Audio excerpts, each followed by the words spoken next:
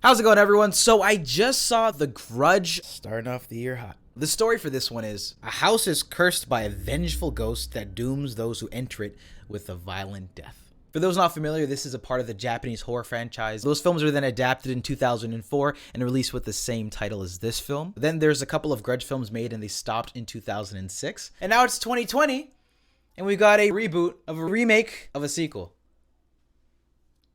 A lot of things. We follow a character who runs into the Grudge in Japan and decides to return home to the States, only to find out that some grudges are international, and she brings it back home.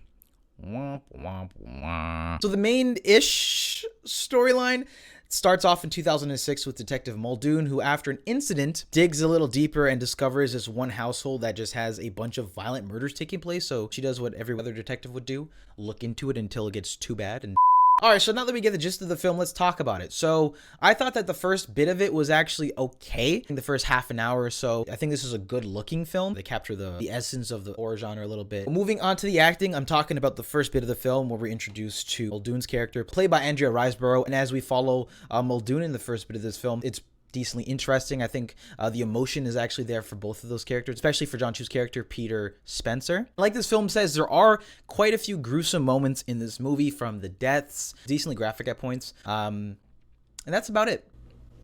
And like I said, Muldoon's character starts to peek around. Through that, we start to learn that these murders took place. Not just one family was murdered, but multiple families and groups of people were murdered in the same household, or they end up converging to the same household at some point from the years of 2004, 2005, and 2006. And this is where the film just completely starts to drift off. This is just my opinion on the film. Now getting into some of the negatives. The editing in this film is so bad. The editing is so, like, I don't want to spoil it, but, you know, people that die, and you assume, oh, we might do a couple flashbacks to those people's deaths or whatever. Man, do they just decide to do the most wonky, non-linear storytelling that just makes the editing horrible. The pacing is just completely all over the place. It's just so poorly pieced together. And then once we leave that first, I guess, 40 minutes or so, and we start really diving deeper into these segmented narratives that end up all related, it just comes across as completely disjointed, doesn't flow well. And after that first 30 minutes or whatever it is, it just starts to lose composure. I'm not even joking. We go from a scene in 2006 to 2004 to 2005, and we initially get those brief moments of those scenes. We're like, okay, but we're still following Muldoon's storyline, and we're just peeking into these, old incidents to see what happened. But then as the film progresses, they just start casually jumping into 2005 and 2004 with these other narratives. You're just left confused, and it's hard to distinguish at points with the timeline that they establish.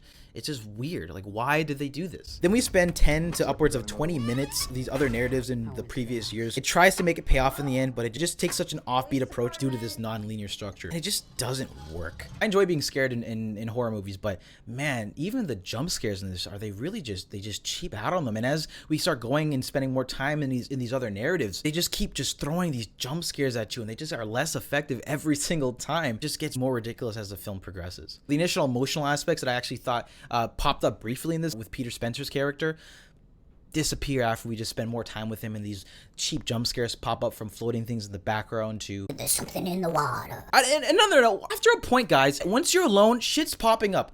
Why go in the bathroom alone? Why put your head in the water? Why do all that stuff? You know it's not gonna end well. And those sort of moments start happening a lot more later on, and it feels like they just gave up, and it gets tiresome after a point as a viewer. And I thought also one of the funniest parts was the film. The main protagonist, I guess, who we follow, Muldoon, she isn't even the catalyst to the film. It's the connection to the original film. Picks up in one of the other narratives' house, and then Muldoon gets to that house and then is affected by the Grudge. They should have called this The Grudge, the hand-me-downs. It just falls apart for me, honestly. The dialogue is just cheesy, it's stale, the acting gets worse. I feel a bit of emotion initially with the husband, but then as it goes on, the non-linear narrative, the dialogue, the cheap jump scares, it just completely takes away from all those, and the film just goes off the rails. I kid you not, like towards the end of the movie, they start trying to piece things together. They show us this whole sequence to get to where we were towards the beginning. The editing was kind of so wonky at points. They showed us a scene that I think that was in there accidentally. Like, we already saw that scene. Like, there wasn't any room for the audience member to be like, oh, like that makes so much more sense. They showed us that.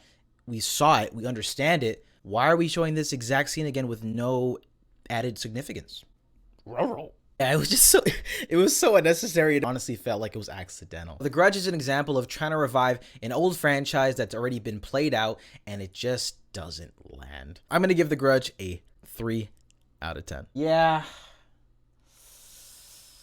that was kind of awful. It honestly became humorous at points with the decisions that they made, and then clearly what they're going for is trying to pull gags, because in the first half of the film it's not funny at all and there's no humor to it, and then in the last 40 minutes there's deliberate gags, things that weren't meant to be funny that were just hilarious, including the jump scares. Honestly, I think the end credit scene is probably the most nerve-wracking and tense moment in the entire film. It's the end. Not even the end of the film, but like the credits. What'd you think about it? I would love to hear your thoughts in the comment section down below. These movie reviews every single week, so if there's anything you'd like me to see, did you see The Grudge? What'd you think about it? Let me know in the comment section down below. That was my review. I'll catch you in the next one.